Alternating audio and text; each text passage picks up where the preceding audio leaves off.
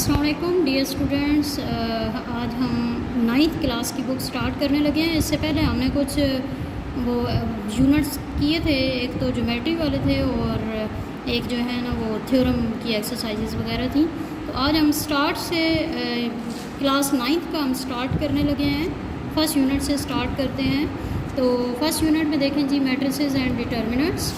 तो सबसे पहले तो आपको इसका इंट्रोडक्शन बताते हैं कि ये मैट्रिसेस डिटर्मिनेंट होते क्या हैं, कहाँ से ड्राइव हुई है, किसने इंट्रोड्यूस कराए। मैट्रिसेस और डिटर्मिनेंट जो है मैथमेटिक्स की डिफरेंट फील्ड्स में यूज़ होते हैं। फिज़िक्स में, स्टैटिस्टिक्स, इलेक्ट्रॉनिक्स और साइंस की जितनी ब्रांचेज हैं ज़्यादा में ये यूज़ होते हैं। आजकल कंप्यूटर साइंस का दौर है तो इस वजह से मैट्रिसेस जो हैं वो ज़्यादा इंपॉर्टेंट हैं। ठीक है, मैट्रिसेस का आइडिया सबसे पहले एक इंग्लिश मैथमेटिशियन आर्थर केले ने दिया था 19th सेंचुरी में। उसने थ्योरी ऑफ मैट्रिसेस डेवलप की थी 1858 में। हम सबसे पहले देखते हैं मैट्रिक्स। मैट्रिक्स सिंगुलर मैट्रिक्स है और इसका प्लूरल जो है वो मैट्रिसेस पर हो जाता है। तो मैट्रिक्स हम देखते हैं जी क्या होता है। और रेक्टेंगुलर अरे और formation of collection of real numbers, यानी रेक्टेंगल से निकला है ना। रेक्टेंगल क्या होती है? ये ज्योमेट्रिकल शेप है जिसकी अपोजिट साइड्स इक्वल होती हैं और हर एंगल 90 डिग्री का होता है। तो ये ज्योमेट्रिकल शेप रेक्टेंगल की तरह की इनकी अरेंजमेंट होती है। ठीक है, इनका सीक्वेंस होता है और इसमें सारे रियल नंबर में से कोई भी हम ले सकते हैं, रियल नंबर में से होते हैं और उनको फिर एक ब्रैकेट स्क्वायर ब्रैकेट में क्लोज कर दिया जाता है तो ये एक मैट्रिक्स बन जाता है। ठीक है, एक ये मैट्रिक्स है, एक इसी तरह ये मैट्रिक्स है।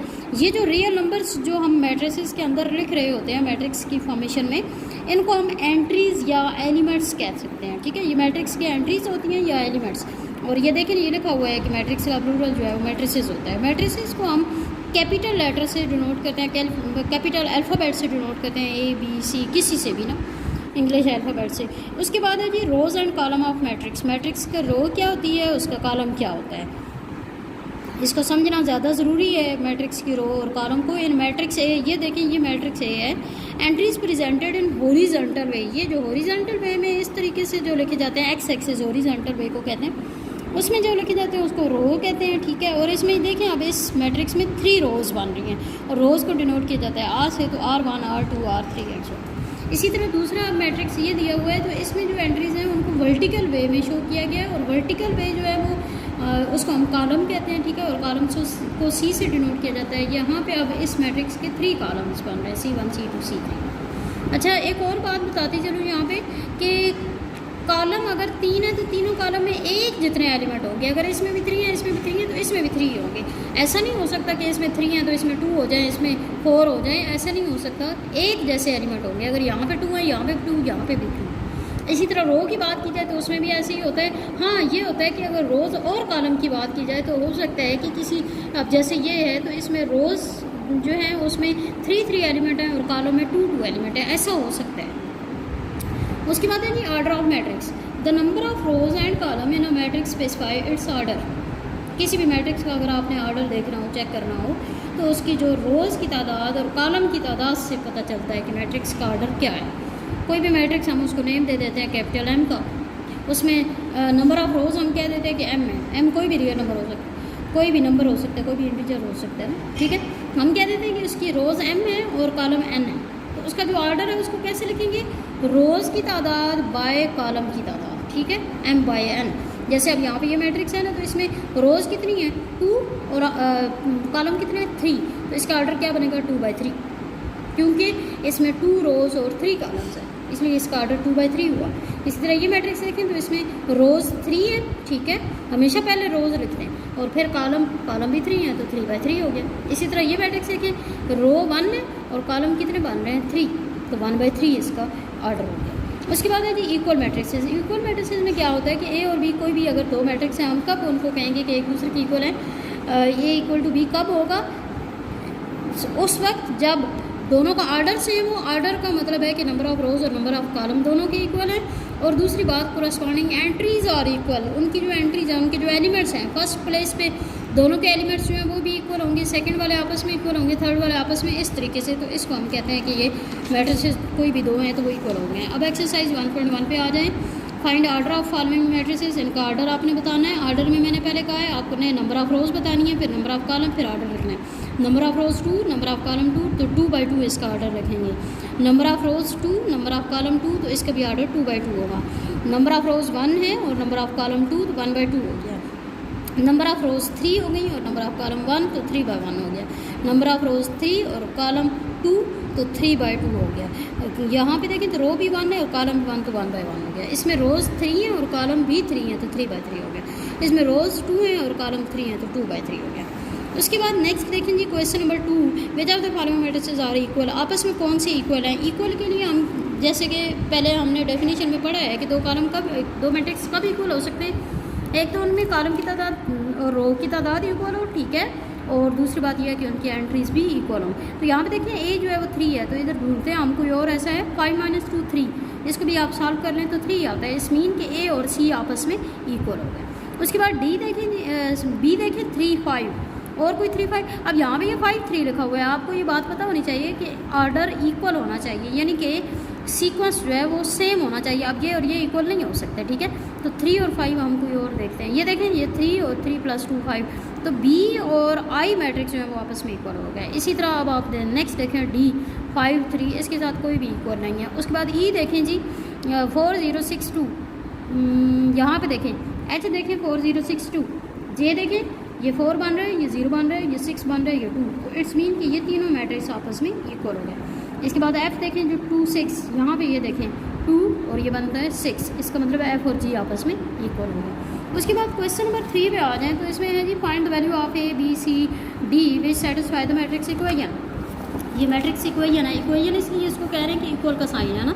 तो इसमें ये दो मैट्रिक्स इक्वल हैं, आपने ए बी सी डी की वैल्यू फाइंड करनी है। तो क्वेश्चन नंबर 3 हम करते हैं यहाँ पे। इसमें देखें जी ये दो मैट्रिक्स आपस में इक्वल हैं, ठीक है। अच्छा, दो मैट्रिक्स इक्वल होने के लिए पहली शर्त जो हमने बताई थी वो ये होती है कि इनका ऑर्डर सेम हो। ऑर्डर मतलब नंबर ऑफ़ रोज़ और नंबर ऑफ़ कॉलम सेम हो। तो देखें जी रो यहाँ पे 2 है, कॉलम यहाँ पे 2 है, इसमें भी रोज़ 2 है, कॉलम 2 है, तो इट्स मीन कि ऑर्डर तो इक्वल हो गया। अब एंट्रीज़ को इक्वल करने के लिए आपको ए बी सी की वैल्यू फाइंड करनी पड़ेगी। तो हेयर सबसे पहले हम a + c, पहला एलिमेंट ये है ना, तो हमें पता होना चाहिए कोरस्पॉन्डिंग एंट्रीज इक्वल होती हैं। तो इसमें कि a + c = 0, ये फर्स्ट इक्वेशन बन गई। फिर इसी तरह a + 2b = -7, ये सेकंड इक्वेशन बन गई। फिर c - 1 = 3, ये थर्ड इक्वेशन बन गई। और 4d - 6 = 2d, ये 4 इक्वेशन बन गई। अब इसमें देखिए हम पहले उस इक्वेशन को सॉल्व करते हैं जिसमें एक वेरिएबल इन्वॉल्व है। या हम देखें जो इक्वेशन 3 है इसमें सिर्फ c इन्वॉल्व हो रहा है, तो हम पहले इक्वेशन 3 को यूज़ कर रहे थे। फ्रॉम इक्वेशन 3 c - 1 = 3 है ना, तो हमने जिसकी वैल्यू फाइंड करनी होती है उसको उधर ही रखते हैं, बाकी दूसरी तरफ शिफ्ट करते हैं। तो ये देखें जी c की वैल्यू आ गई 4। इसी तरह नेक्स्ट देखें, अब हम 3 को हमने यूज़ कर लिया। अब 4 में देखें b है दोनों तरफ, तो इट्स मीन कि यहाँ पे भी a की वेरिएबल है, तो हम इसको यूज़ कर पहले सॉल्व कर लेते हैं, ठीक है। तो यहाँ पे देखें 4d - 6 = 2d, तो हम d क्योंकि जिसकी वैल्यू फाइंड करनी है उसको एक तरफ रखते हैं ना, तो इसको इधर ले आए, माइनस का हो गया, ये -6 उधर गया, +6 हो गया। 4d - 2d, तो 2d = 6। इन दोनों के दरम्यान कोई साइन नहीं है, मतलब मल्टीप्लाई, जब कोई साइन नहीं हो दरम्यान में तो मल्टीप्लाई हो रहते हैं। 2 दूसरी साइड जाएगा तो डिवाइड हो जाएगा, 6/2 ये कैंसिल होकर 3 बन जाएगा। डी की वैल्यू आ गई 3। इसके बाद अब हमने 3 और 4 को यूज़ कर लिया। अब हम 1 पे आते हैं। फ्रॉम इक्वेशन 1, इक्वेशन 1 में आप देखें दो वेरिएबल इन्वॉल्व हो रहे हैं, लेकिन हम सी की वैल्यू पहले फाइंड कर चुके हैं। तो यहाँ पे सी की वैल्यू कितनी थी? 4, वो हम यहाँ पे पुट कर देते हैं। तो ये देखें जी a की वैल्यू क्या हो गई? 0 - 4, इसको हम -4 कहेंगे। ये हमारे पास a की वैल्यू आ गई। अब हम इक्वेशन कौन सी 2 यूज़ करते हैं। 2 इक्वेशन में भी देखें जी a और b दो वेरिएबल इन्वॉल्व हो रहे हैं। a की वैल्यू अब आपने फाइंड कर ली है। a की वैल्यू है कितनी? -4, तो -4 + 2b = -7। जो अननोन होता है उसको उधर ही रखते हैं। -4 दूसरी तरफ पहले लेके जाते हैं, तो वो हो जाएगा +4। 2b = बड़ी वाले के साथ माइनस है ना, और एक के साथ माइनस हो, एक के साथ प्लस हो, तो करते माइनस है और साइन बड़ी वाले का आता है। तो ये देखें जी 2 इसके साथ मल्टीप्लाई हो रहा है, उधर आके डिवाइड हो जाएगा, तो -3/2, या इसको अगर आप पॉइंट में कन्वर्ट करना चाहें तो -1.5। ये b की वैल्यू, ये चारों वैल्यूज़ आ गई हैं। इसको अगर आप इस मैट्रिक्स में पुट करते हैं ना, putting values of a b D. अब इसमें अगर वैल्यू पुट करें तो ए की जगह क्या था जी -4 प्लस सी की जगह था +4, ए की जगह -4 प्लस 2 और बी की जगह -1.5। इसी तरह सी की जगह जो है वो 4 है और -1, और 4 डी की जगह क्या है जी 3 और ये हो गया -6। हमने क्वेश्चन में इसको वैल्यूज़ पुट कर दी है ना, ठीक है। यहाँ पे 2 × 3, तो ये देखें सॉल्व करें तो -4 + 4 0, -4 और प्लस माइनस -3 तो -7, ये हो गया 3, 12 - 6 तो ये हो गया 6 इक्वल टू 0 -7 3 और 3 2 = 6। तो ये देखें जी दोनों मैट्रिक्स इक्वल हो गए। यही हमने इसमें वैल्यूज़ फाइंड कर रही थी ए बी सी डी की, हमने सही वैल्यूज़ है, इसका मतलब है आपकी वैल्यूज़ करेक्ट है, ठीक है जी। इसके बाद हम आ जाते हैं, ये एक्सरसाइज आपकी कंप्लीट हो गई है। अब हम टाइप्स ऑफ मैट्रिसेस देखते हैं जी। टाइप ऑफ मैट्रिसेस क्या होती हैं? सबसे पहले है रो मैट्रिक्स, नाम से ही जाहिर हो रहा है रो, यानी a matrix is called a row matrix if it has only 1 row. अगर कोई भी मैट्रिक्स किसी किस्म का भी हो, उसमें रो अगर 1 हो यानी हॉरिजॉन्टल लाइन 1 हो, तो इट्स मीन कि वो रो मैट्रिक्स है। यहाँ पे एग्जांपल देखें, ये रो मैट्रिक्स है। कॉलम को आपने नहीं देखना कॉलम कितने हैं, आपने रो देखनी है। ये देखें, और इसका ऑर्डर क्या बन रहा है 1/3, क्योंकि इसमें रो 1 है और कॉलम कितने 3। इसी तरह ये देखें जी, इसमें भी रो 1 है तो रो मैट्रिक्स हुआ, और लेकिन कॉलम इसमें कितने 2, तो इसका ऑर्डर 1/2 है। इसी तरह कॉलम मैट्रिक्स, कॉलम नाम से जाहिर हो रहा है। अ matrix is called a column matrix if it has only 1 row. अगर 1 कॉलम, अगर एक कॉलम हो किसी भी मैट्रिक्स का तो उसको हम कॉलम मैट्रिक्स कहते हैं, चाहे उसकी रोज़ जितनी मर्जी। अब देखिए ये कॉलम इसमें 1 है तो इसका मतलब है कि ये कॉलम मैट्रिक्स है, इसमें भी कॉलम 1 है, ये कॉलम मैट्रिक्स है। इसमें रोज़ 2 है और कॉलम 1, तो इसका ऑर्डर हम अगर लिखें तो 2/1 लिखेंगे, इसका ऑर्डर 3/1 आएगा, ठीक है। उसके बाद है जी रेक्टेंगुलर मैट्रिक्स। रेक्टेंगुलर मैट्रिक्स क्या होता है? A matrix M is called rectangular if the number of rows of M is not equal to number of columns of M। यानी एक मैट्रिक्स अगर हम M ले रहे हैं, उसकी अगर रोज़ और कॉलम की तादाद एक जितनी ना हो तो वो रेक्टेंगुलर मैट्रिक्स है। जैसे देखें एग्जांपल पहले, इसमें रोज़ 3 हैं, कॉलम 2 है, तो इट्स मीन ये रेक्टेंगुलर मैट्रिक्स है। इक्वल नहीं है ना, इसमें रोज़ 2 हैं, कॉलम 3 हैं, ये भी रेक्टेंगुलर मैट्रिक्स है। इसमें रो 1 है, कॉलम 3 है, रेक्टेंगुलर मैट्रिक्स है। इसमें रोज़ 3 है, कॉलम 1 है, ये भी रेक्टेंगुलर मैट्रिक्स, ठीक है। ये सारे रेक्टेंगुलर मैट्रिक्स हैं और इनके ऑर्डर ये लिखे हुए हैं। ऑर्डर में हमेशा पहले रो और फिर कॉलम लिखते हैं। उसके बाद नेक्स्ट आ जाए जी स्क्वायर मैट्रिक्स। अब ये उसके उलट हो गया ना रेक्टेंगुलर के, ठीक है। अब स्क्वायर मैट्रिक्स कौन सा होता है? If its number of rows is equal to its number of column. अगर रोज़ और कॉलम की तादाद एक जितनी हो तो फिर वो स्क्वायर मैट्रिक्स होता है। देखें, रो 2 कॉलम 2, रो 3 कॉलम 3, रो 1 कॉलम 1, तो ये सारे स्क्वायर मैट्रिक्स हैं। और ये ऑर्डर भी इनके दिए हुए हैं जी, पहले का 2/2 है, इसका 3/3 है, इसका 1/1। उसके बाद नल और ज़ीरो वेक्टर। अब मैट्रिक्स, अब इसमें देखें नाम से यहाँ पे भी ज़ाहिर हो रहा है, इसमें हम नल मैट्रिक्स भी इसको कह सकते हैं, ज़ीरो मैट्रिक्स भी। If each end of its entry है ज़ीरो, मैट्रिक्स जिस किस्म का भी हो, लेकिन अगर उसकी हर एंट्री ज़ीरो हो तो इट्स मीन कि वो कौन सा मैट्रिक्स है? ज़ीरो मैट्रिक्स, नल मैट्रिक्स, ठीक है। इसका ऑर्डर 2/2 है, इसका ऑर्डर 1/2 है, इसका ऑर्डर 2/1 है, इसका ऑर्डर 2/3 है, इसका ऑर्डर 3/3, ठीक हो गया। ये नल मैट्रिक्स है। नल मैट्रिक्स को कैपिटल O से आमतौर पर डिनोट किया जाता है। उसके बाद है transpose of matrix. A matrix obtained by changing the rows into column और column into rows of a matrix is called transpose of matrix. If A is matrix then its transpose denoted by A की power में small t लिख लेते हैं। ये transpose को ज़ाहिर कर रहा है। ट्रांसपोज में हम क्या करते हैं कि मैट्रिक्स की जो रोज़ हैं उनको कॉलम में चेंज कर देते हैं, या कॉलम को रोज़ में, एक ही बात होती है। अगर आप रोज़ को कॉलम में भी चेंज करें या कॉलम को रोज़ में, एक ही जैसा आंसर आएगा। देखें जी, ए मैट्रिक्स है, हम एग्जांपल एक देख लेते हैं। इसमें रोज़ ये है, अगर आप फर्स्ट रो को फर्स्ट कॉलम बना दें, सेकंड रो को सेकंड कॉलम बना दें, थर्ड रो को थर्ड कॉलम बना दें, ये इसका ट्रांसपोज है। इसी तरह आप देखें यहाँ पे फर्स्ट रो को फर्स्ट कॉलम बना दें, सेकंड रो को सेकंड कॉलम बना दें, ये भी आपके पास है, ट्रांसपोज हो गया। अब इसमें एक और काम भी कर सकते हैं आप, ये ज़रूरी नहीं है कि रो कोई कॉलम में चेंज करें, कॉलम को भी रो में। फर्स्ट कॉलम है, इसको फर्स्ट रो बना दें, सेकंड कॉलम है, इसको सेकंड रो बना दें, थर्ड कॉलम है, इसको थर्ड रो बना दें, वही आंसर आएगा, ठीक हो गया। Negative of a matrix, negative नाम से ज़ाहिर हो रहा है, यानी ए अगर एक मैट्रिक्स है उसका नेगेटिव क्या हुआ? -A। और -A कैसे आएगा? By changing the sign of all entries of A. जितनी भी एंट्रीज हैं ना उनके साइन चेंज करते हैं। ये ए है, इसका नेगेटिव क्या होगा, ये इसके साथ कोई नहीं है साइन, माइनस का लगा दें, यानी जिसके साथ कोई साइन नहीं है मतलब प्लस का होता है उसके साथ माइनस लगा दें, जिसके साथ माइनस लगा हुआ है उससे माइनस हटा दें, वो नेगेटिव बन जाएगा। -1 +2 -3 -4, ये नेगेटिव मैट्रिक्स। उसके बाद है जी square matrix. Square matrix symmetric matrix sorry. अब स्क्वायर मैट्रिक्स है सिमेट्रिक। अच्छा, सिमेट्रिक होने के लिए पहली बात तो ये है, पहली शर्त तो ये है कि वो स्क्वायर मैट्रिक्स होगा। और स्क्वायर मैट्रिक्स आप पढ़ चुके हैं कि कौन से मैट्रिक्स होते हैं जिनमें नंबर ऑफ रोज और कॉलम सेम। अच्छा, सिमेट्रिक क्या होगा जी, if it is equal to its transpose. अगर एक मैट्रिक्स का ट्रांसपोज लेने के बाद भी उसमें कोई चेंज ना आए, वही मैट्रिक्स रहे, तो इट्स मीन कि वो सिमेट्रिक है। देखिए ये M एक मैट्रिक्स है, ठीक है, हम इसका ट्रांसपोज लेते हैं। फर्स्ट रो को हमने फर्स्ट कॉलम बना दिया, सेकंड रो को सेकंड कॉलम बना दिया, थर्ड रो को थर्ड कॉलम बना दिया, ये देखें जी इक्वल आ रहा है, तो इट्स मीन कि ये क्या है, सिमेट्रिक मैट्रिक्स। इसी तरह स्क्यू सिमेट्रिक। अब ये देखें, ये ए जो है इसमें भी आपने यूँ करना है, अगर ट्रांसपोज इसका लें, फर्स्ट रो को first column, second row second column, third row third column.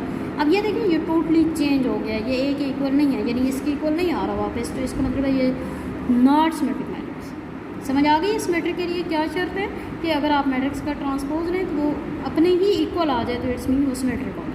फिर है स्क्यू सिमेट्रिक मैट्रिक्स। अब स्क्वायर मैट्रिक्स है, ये said to be skew symmetric if A transpose equal to -a। हाँ, अगर कोई भी मैट्रिक्स का ट्रांसपोज लेने के बाद उसमें से माइनस कॉमन करें और तब वो उस मैट्रिक्स की इक्वल बने, तो इट्स मीन कि वो स्क्यू सिमेट्रिक होता है। ठीक है, समझ आ गई मेरी बात? ट्रांसपोज लेने के बाद जब ट्रांसपोज का आंसर आए उसमें से माइनस कॉमन ले लें पूरे से, तो माइनस कॉमन ले लें, उसके बाद वो उसके इक्वल आए, तो इट्स मीन कि वो स्क्यू सिमेट्रिक होता है। लेट्स यहाँ पे देखते हैं जी, ए हमारे पास ये मैट्रिक्स है, इसका ट्रांसपोज लिया, first row first column, second row second column, third row third column में चेंज हो गया। अब देखें यहाँ पे अभी ये ए की इक्वल नहीं बन रहा, सिर्फ आप देखें तो ज़रा साइन चेंज आ रहे हैं, बाकी वही चीज़ है। तो साइन सबके चेंज आ रहे हैं, तो इट्स मीन सब में से माइनस कॉमन ले लें। जब माइनस कॉमन ले लेंगे तो अब देखें माइनस कॉमन लें या माइनस को मैट्रिक्स के अंदर मल्टीप्लाई करें हर एलिमेंट से, साइन चेंज हो जाते हैं ना।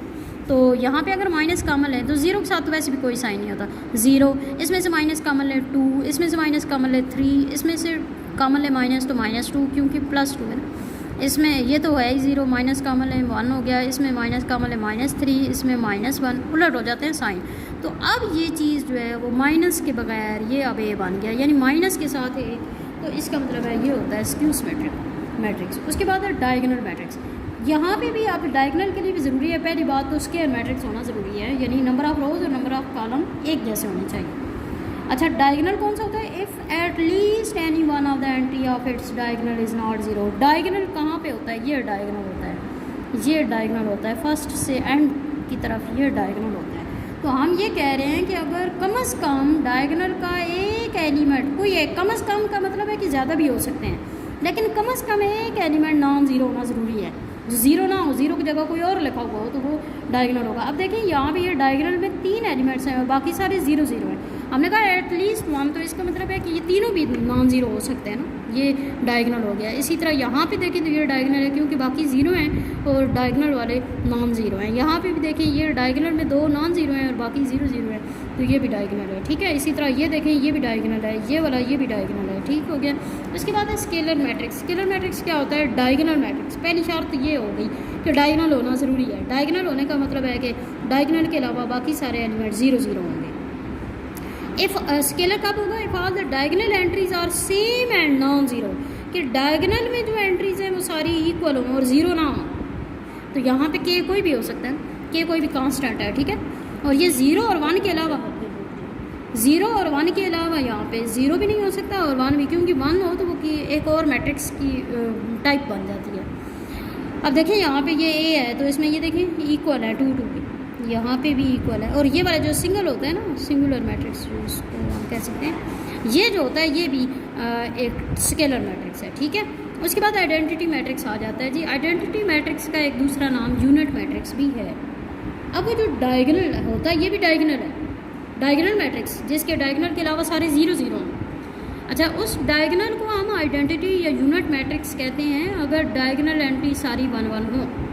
ठीक हो गया, और इसको आई से डिनोट किया जाता है आइडेंटिटी मैट्रिक्स को। एक और बात यहाँ पे जो लिखी हुई है जी, the scalar matrix and identity matrix और डायगोनल मैट्रिक्स। स्केलर और आइडेंटिटी दोनों के लिए ज़रूरी है कि वो डायगोनल हो, लेकिन ये ज़रूरी नहीं है कि हर डायगोनल मैट्रिक्स स्केलर भी हो और या आइडेंटिटी भी हो। ठीक है, हाँ जी। अब हम एक्सरसाइज 1.2 स्टार्ट करते हैं। क्वेश्चन नंबर 1 है, फ्रॉम द फॉलोइंग मैट्रिसेस। ये मैट्रिसेस आपको गिवन है। Identify unit matrices, row matrices, column matrices and null matrices. इसमें आपने ये मैट्रिसेस आइडेंटिफाई करने हैं कि कौन कौन से हैं। सबसे पहले हम यूनिट मैट्रिक्स की बात करते हैं। यूनिट मैट्रिक्स आपको पता है कि कौन सा होता है, डायगोनल मैट्रिक्स, यानी कि जिसमें बाकी सारे 0 0 हों और डायगोनल में 1 1 हो, उसको हम यूनिट मैट्रिक्स कहते हैं। तो देखें जी, ये बाकी तो 0 0 हैं, लेकिन यहाँ पे 0 0 है, ये यूनिट मैट्रिक्स नहीं हो सकता, ये भी नहीं हो सकता, ये भी नहीं हो सकता। ये देखिए, ये यूनिट मैट्रिक्स है। क्यों? क्योंकि इसके डायगोनल में 1 1 है और बाकी 0 है। ठीक हो गया। और इसके अलावा ये कोई भी इनमें से यूनिट मैट्रिक्स नहीं है। अब हम रो मैट्रिक्स की बात करते हैं। तो रो मैट्रिक्स कौन सा था जी, जिसकी एक रो, कॉलम जितने मर्जी हो, रो सिर्फ एक हो, यानी हॉरिजॉन्टल जो वे है उसमें सिर्फ एक ही हो रो। तो ये देखें जी, इसमें तो रो 2 हैं, इसमें एक है ना, ये column matrix sorry row matrix हो गया। इसके अलावा कौन सा, फिर ये देखिए, इसकी भी रो 1 है, तो ये दोनों रो मैट्रिक्स हो गया। उसके बाद कॉलम मैट्रिक्स। कॉलम मैट्रिक्स कौन सा था, जिसका 1 कॉलम था वर्टिकल लाइन जो, तो इसमें कॉलम मैट्रिक्स एक ये हो गया। ठीक है, और ये भी कॉलम मैट्रिक्स है क्योंकि इसका भी कॉलम 1 है ना, और ये भी कॉलम मैट्रिक्स है। ठीक हो गया। उसके बाद नल मैट्रिक्स। नल मैट्रिक्स कौन सा हो कि किसी भी टाइप का हो सकता है, लेकिन हर एलिमेंट 0 0 हो। तो ये देखें, ये भी नल मैट्रिक्स हो गया, ये देखें, ये भी नल मैट्रिक्स हो गया। उसके बाद क्वेश्चन नंबर 2 में देखें, from the following matrices identify. अब ये 6 यहाँ पे मैट्रिक्स की टाइप्स दी हुई हैं, इनको आपने आइडेंटिफाई करना है। सबसे पहले स्क्वायर मैट्रिक्स। स्क्वायर मैट्रिक्स कौन सा होता है, जिसमें नंबर ऑफ रोज़ और कॉलम इक्वल हो। तो देखें जी, इसमें कौन सा है, ये देखें, रोज़ भी 2 हैं, कॉलम भी 2 हैं, ये स्क्वायर मैट्रिक्स हो गया। रो भी 2 है, कॉलम भी 2 है, ये भी स्क्वायर मैट्रिक्स हो गया। उसके बाद ये देखिए, रोज़ 3 हैं और कॉलम भी 3 हैं, तो ये भी स्क्वायर मैट्रिक्स हो गया। यही है स्क्वायर मैट्रिक्स, इसके अलावा नहीं है। बेशक आप देख लें कि रोज़ और कॉलम की तादादों में डिफरेंट होगी। Rectangular matrix. रेक्टेंगुलर कौन सा होता है, जिसमें रोज़ और कॉलम की तादाद मुख्तलिफ हो। तो ये देखिए, इसमें रोज़ 2 हैं और कॉलम 3 हैं, तो ये रेक्टेंगुलर मैट्रिक्स है। रोज़ 3 है, कॉलम 1 है, रेक्टेंगुलर मैट्रिक्स है। ये दोनों तो स्क्वायर में आ जाते हैं। ये देखें, रोज़ 3 है, कॉलम 2 है, ये रेक्टेंगुलर मैट्रिक्स है। रो 1 है, कॉलम 3 रेक्टेंगुलर मैट्रिक्स। रो 3 कॉलम 1 रेक्टेंगुलर मैट्रिक्स, ये तो स्क्वायर मैट्रिक्स हो गया। इसके बाद ये रोज़ 3 और कॉलम 2, ये भी रेक्टेंगुलर मैट्रिक्स हो गया। उसके बाद नेक्स्ट आ जाता है जी रो मैट्रिक्स। रो मैट्रिक्स कौन सा होता है, जिसमें रो 1 हो, उसको हम रो मैट्रिक्स कहते हैं। तो इसमें देखें, कौन से में रो 1 है, इसमें, बाकी सब में नहीं है। ठीक है। उसके बाद नेक्स्ट क्या है जी, कॉलम मैट्रिक्स। कॉलम मैट्रिक्स कौन सा होता है, जिसमें 1 कॉलम हो। तो ये देखिए, कौन सा वाला ऐसा है, ये देखिए, ये इसमें 1 कॉलम है, ये कॉलम मैट्रिक्स हो गया। उसके बाद ये देखिए, इसमें 1 कॉलम है, ये भी कॉलम मैट्रिक्स हो गया, ये 2 ही है। उसके बाद आइडेंटिटी मैट्रिक्स कौन सा होता है, ऊपर भी हमने ये देखा था। आइडेंटिटी मैट्रिक्स वो होता है, एक तो वो होता है स्क्वायर मैट्रिक्स है। स्क्वायर मैट्रिक्स यहाँ पे कौन कौन से थे, एक ये था, एक ये था, एक ये था। अब इसमें आइडेंटिटी क्या होगा कि जिसमें डायगोनल के अलावा बाकी सारे 0 0 और डायगोनल में 1 हो। तो ये देखिए जी, ये वाला हो गया, डायगोनल में 1 1, बाकी 0 0, इसके अलावा यहाँ पर कोई नहीं। उसके बाद नल मैट्रिक्स। नल मैट्रिक्स कौन सा होता है, जिसमें सारे एलिमेंट 0 0 हो। तो यहाँ पे देखें जी, कौन सा मैट्रिक्स है, ये, इसमें सारे एलिमेंट 0 0। इसके बाद नेक्स्ट क्वेश्चन पे आ जाए। Question number 3, from the following matrices identify diagonal. Diagonal matrix कौन सा होता है, जिसमें डायगोनल के अलावा बाकी सारे 0 0 और डायगोनल में एटलीस्ट 1 एलिमेंट ऐसा हो जो नॉन 0 हो। तो ये देखें, डायगोनल में 0 0 है, डायगोनल के अलावा 0 0 है, और ये डायगोनल में कुछ और एलिमेंट्स हैं। तो इट्स मीन कि ये डायगोनल मैट्रिक्स है। ये भी डायगोनल मैट्रिक्स है, ये भी डायगोनल मैट्रिक्स है, ये भी डायगोनल मैट्रिक्स है। यहाँ पे देखें, 5 - 3 2 बन जाता है, और ये भी 2, ये भी डायगोनल मैट्रिक्स है। क्योंकि डायगोनल मैट्रिक्स कौन सा होता है, जिसमें डायगोनल के अलावा बाकी 0 0। उसके बाद है स्केलर। स्केलर मैट्रिक्स कौन सा होता है, जिसमें जो होता है वो डायगोनल ही है, लेकिन उसमें डायगोनल में सेम एलिमेंट्स आ रहे हैं। तो देखें जी, डायगोनल है ये वाला एलिमेंट, ये वाला मैट्रिक्स, क्यों, क्योंकि इसमें डायगोनल के अलावा 0 0 है और डायगोनल में सेम है, तो ये स्केलर मैट्रिक्स भी है। इसमें डायगोनल में सेम नहीं है, ये स्केलर नहीं होगा। इसमें सेम है, ये स्केलर है। इसमें सेम नहीं है, इसमें भी सेम है, देखें 2 और 2, तो ये भी स्केलर हो गया। उसके बाद यूनिट या आइडेंटिटी मैट्रिक्स कौन सा होता है, जिसमें डायगोनल में 1 1 और बाकी 0 0। तो ये देखें, ये वाला आएगा, इसमें बाकी नहीं होगा। उसके बाद नेक्स्ट जो क्वेश्चन है, क्वेश्चन नंबर 4, उसमें देखें जी, find negative of matrix A B C D E। ये मैट्रिसेस आपको दी हुई हैं। इसमें आपने नेगेटिव मैट्रिक्स कौन सा होता है, हम ये डेफिनेशन में पढ़ चुके हैं कि नेगेटिव मैट्रिक्स में हम हर एलिमेंट का साइन चेंज कर देते हैं, उसको हम नेगेटिव मैट्रिक्स कहते हैं। जैसे कि क्वेश्चन नंबर 4 का फर्स्ट पार्ट हम करते हैं, बाकी पार्ट्स भी ऐसे ही हैं, बाकी आप खुद कर लें। ये हम एक करते हैं 1 0 -1 नेगेटिव ऑफ ए मैट्रिक्स यानी -a, तो वो क्या होगा, हमने ये साइन चेंज कर देना है मैट्रिक्स ये एलिमेंट्स के। -1 0 के साथ कोई साइन नहीं होता और ये -1 है तो इसके साथ क्या हो जाएगा +1, और +1 हम नहीं लिखते, ठीक हो गया। ये नेगेटिव मैट्रिक्स हो गया। इसी तरह ये नेगेटिव मैट्रिक्स है, इसका क्या होगा, -3 -2 1 -1 -2 -6 -3 -2, यहाँ पे 3 -2 4 -5 -1 +5 -2 -3, ये इसके नेगेटिव मैट्रिक्स हो गए। उसके बाद क्वेश्चन नंबर 5 में देखें, find the transpose of each. Transpose में आपने क्या करना था, रोज़ को कॉलम में या कॉलम को रोज़ में चेंज कर दें, वो ट्रांसपोज होता है। देखें जी क्वेश्चन नंबर 5 में ए पार्ट, इसमें भी हम करते हैं, ए वाला है जी 0 1 -2, तो इसका ट्रांसपोज ऑफ ए यानी कि इसको हम लिखते कैसे हैं, ए का ट्रांसपोज यानी इस मैट्रिक्स का ट्रांसपोज आपने लेना है, ठीक है। तो इस मैट्रिक्स का ट्रांसपोज क्या होगा, ये 1 कॉलम है, इसको 1 रो में चेंज कर दें। यूँ भी कह सकते हैं या यूँ भी कह सकते हैं, फर्स्ट रो को फर्स्ट कॉलम बना दिया, सेकंड रो को सेकंड कॉलम, थर्ड रो को थर्ड कॉलम, ये आपके पास आ गया ट्रांसपोज। इसी तरह इसका ट्रांसपोज क्या होगा, कॉलम में लिख देंगे 5 1 -6, इसमें ये फर्स्ट कॉलम हो जाएगा, ये सेकंड कॉलम, ये थर्ड कॉलम, इसमें ये फर्स्ट कॉलम और ये सेकंड कॉलम बना देंगे, इसमें ये फर्स्ट कॉलम ये सेकंड कॉलम, इसमें ये फर्स्ट कॉलम सेकंड कॉलम, यानी आपने रोज़ को कॉलम में चेंज कर दिया। उसके बाद क्वेश्चन नंबर 6 में देखें, verify that if A equal to this B equal to this, ये दोनों मैट्रिक्स गिवन है, आपने ये 2 पार्ट्स वेरीफाई करने हैं। हम इसमें से पहला पार्ट पहले फॉर्म करते हैं जी। क्वेश्चन नंबर 6 है, क्वेश्चन नंबर 6 में ए जो है मैट्रिक्स आपको गिवन है क्या, 1 2 0 1। आपने क्या करना है, A transpose whole transpose equal to A, ये आपने वेरीफाई करना है, ठीक है। देखिए हम ये वाली साइड लेते हैं, ए ट्रांसपोज होल ट्रांसपोज, इसको हमने फाइंड करना है। तो सबसे पहले आपको ये बात वैसे भी पता होती है कि ब्रैकेट के अंदर वाले को हम पहले सॉल्व करते हैं। इसका मतलब है कि ए ट्रांसपोज आपने पहले फाइंड करना है। ए ट्रांसपोज का मतलब कि जो ए मैट्रिक्स है उसका आप ट्रांसपोज ले लें, ठीक है। तो ए ट्रांसपोज आपके पास क्या बन जाएगा, फर्स्ट कॉलम को फर्स्ट रो बना दें, सेकंड कॉलम को सेकंड रो बना दें, ये आपके पास ए ट्रांसपोज आता है। लेकिन आपने ए ट्रांसपोज का होल ट्रांसपोज फाइंड करना है, यानी again transpose, taking transpose again taking transpose, ठीक है। ये फर्स्ट टाइम भी हम जो ए मैट्रिक्स है उसका ट्रांसपोज ले रहे हैं, तो यहाँ पे भी हम ये लिख लेते हैं। ये साथ में थोड़ा सा डिस्क्राइब कर दिया करें ताकि ज़्यादा आसानी हो जाए आपके लिए। अगेन टेकिंग ट्रांसपोज, जब दोबारा ट्रांसपोज लेंगे दोनों तरफ का ट्रांसपोज लेना है, ठीक है। तो इसका देखें, ये ट्रांसपोज जब लेंगे तो यहाँ पे देखें ये क्या बन जाएगा,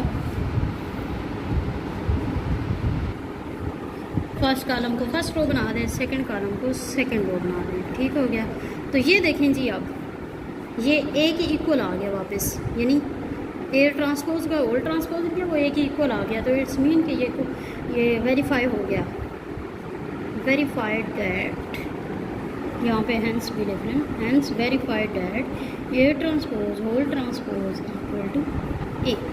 इसी तरह इसका जो सेकंड पार्ट है उसमें बी ट्रांसपोज होल ट्रांसपोज, यानी बी का एक दफ़ा ट्रांसपोज रहे वो क्या आ जाएगा, 1 1 2 0, अगेन ट्रांसपोज रहे तो वो 1 1 ऐसे आ जाएगा, 2 0 ऐसे, यानी यही चीज़ दोबारा बन जाएगी। बिल्कुल सेम ऐसा ही है जैसे ए वाला किया है, ये बी वाला आप खुद कर लें। तो इस तरह से ही हमारी 1.2 एक्सरसाइज भी कंप्लीट हो गई जी। आज की आपको हमारी वीडियो पसंद आई हो तो उसको लाइक करें, सब्सक्राइब करें और कमेंट्स करें। Thank you so much. अल्लाह हाफ़िज़।